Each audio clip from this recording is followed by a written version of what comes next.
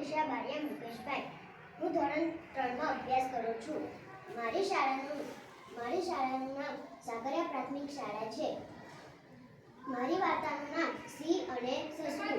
એક મોટું જંગલ હતું. તેમાં ઘણા બધા પશુ પ્રાણીઓ રહેતા હતા, જેમ કે સિંહ એટલે કે જંગલનો રાજા, વરુ, શિયાળ, વાઘ, ચિત્તો, દીપડો એવા બધા પ્રાણીઓ રહેતા હતા. અને ત્યાં તો જંગલના રાજા એટલે કે સિંહ એ તો શિકાર કરતા હતા. ઘણા બધા પશુઓને મારી નાખતા હતા. અડધા તો ખાઈ જતા, અડધા તો એવા ને એવા ફેંકી દેતા. એટલે તો જંગલમાં પશુ પ્રાણીઓની સંખ્યા ઘટી જતી હતી. તો બાકીના બધા પશુ પ્રાણીઓએ એક મીટિંગ રાખી.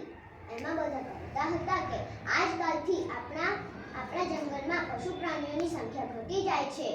તો એક શિયાળ કહે છે કે હવે આપણે એવો નિયમ રાખીએ કે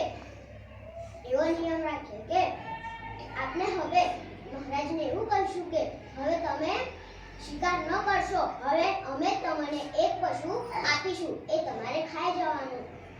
એટલે પછી આપણા જંગલમાં પશુ પ્રાણીઓની સંખ્યા ઘટે નહીં. આમ કહી બધા ખુશ થઈ ગયા અને એ તો મહારાજના ગુફામાં ગયા. અને મહારાજ કહે છે, કેમ આવ્યા છો અને કેમ શું કામ છે? બધા તો ખૂબ ડરી ગયા અને ધ્રુજતા કહે છે કે મહારાજ, તમે જે શિકાર કરો છો તે નહીં ચાલે. અમને તમારી સાથેથી એક વાત કરવી છે કે હવે તમે શિકાર ના કરશો, હવે અમે તમને એક પશુ મોકલીશું, એ તમારે ખાઈ જવાનું. પછી તો મહારાજ તો વિચારમાં પડી ગયા. આ વાત તો સાચી છે, તો હું એમને હા પાડી દઉં અને મારી એક શરત કહી દઉં કે જે પશુ નહીં આવે મારા ભોજનના ટાઈમે, તો હું એને બાકીના બીજા બધા પશુઓને મારી નાખીશ. સિંહ કહે છે, સારું, પણ મારી એક શરત છે.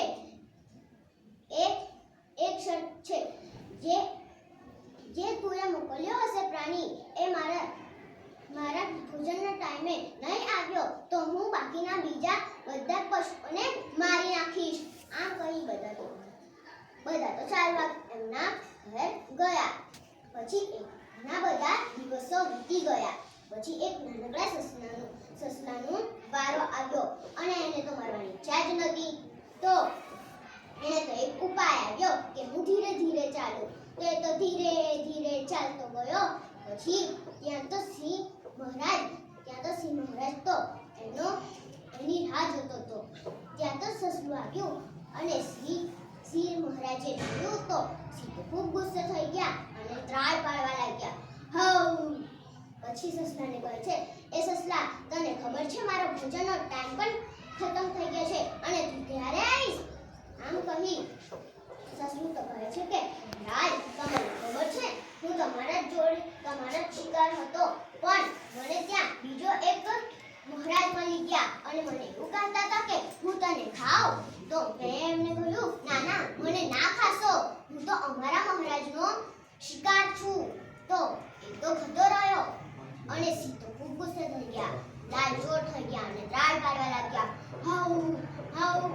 પછી તો સસલાને કહે છે, ક્યાં છે એ મૂર્ખ સિંહ, મને બતાવ.